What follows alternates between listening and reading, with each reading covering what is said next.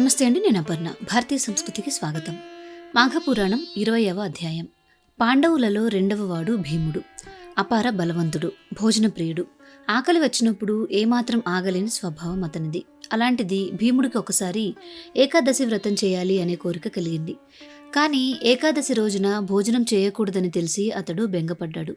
తనలాంటి భోజన ప్రియుడికి ఉపవాసం ఎలా సాధ్యమవుతుందో అనే సందేహంతో ధౌమ్య మహర్షిని ఆశ్రయించాడు. భీముడు ఇలా అడిగాడు, ఆకలి తీరేలా వ్రతఫలం కూడా దక్కేలా నాకు మార్గం చెప్పండి అని అడిగాడు.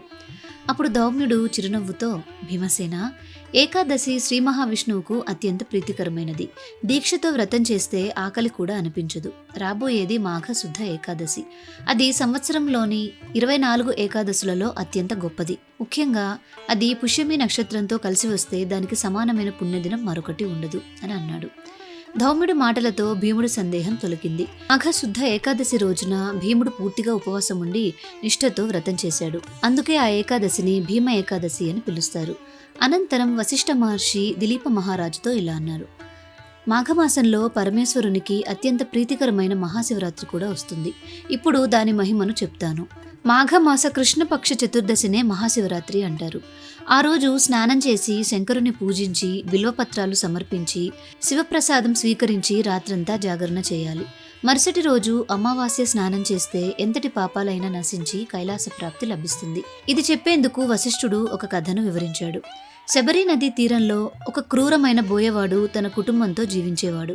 వేటాడి జీవించడం తప్ప అతడికి ఇంకేమీ తెలీదు. ఒకరోజు వేటకు వెళ్లి ఏ జంతువు దొరకక సాయంత్రం ఒక మారేడు చెట్టెక్కి ఎదురు చూస్తూ ఉండిపోయాడు. చలికి తట్టుకోలేక కొమ్మలను విరిచి కప్పుకున్నాడు. ఆ కొమ్మలపై ఉన్న ఎండిన ఆకులు కింద ఉన్న శివలింగంపై పడ్డాయి. ఆ రోజు మహాశివరాత్రి. అతడు తిండి లేక ఉపవాసంగా ఉన్నాడు. వేట కోసం రాత్రంతా మెలకుగా ఉన్నాడు. తనకు తెలియకుండానే బిల్వపత్రాలు శివలింగంపై పడ్డాయి. ఈ విధంగా ఉపవాసం, జాగరణ, బిల్వపత్ర సమర్పణ మూడూ కూడి అతడికి మహాపుణ్యంగా మారాయి. కొన్ని సంవత్సరాల తర్వాత అతడు మరణించాడు. యమదూతలు అతని ఆత్మను తీసుకువెళ్లగా శివదూతలు వచ్చి దాన్ని కైలాసానికి తీసుకువెళ్లారు.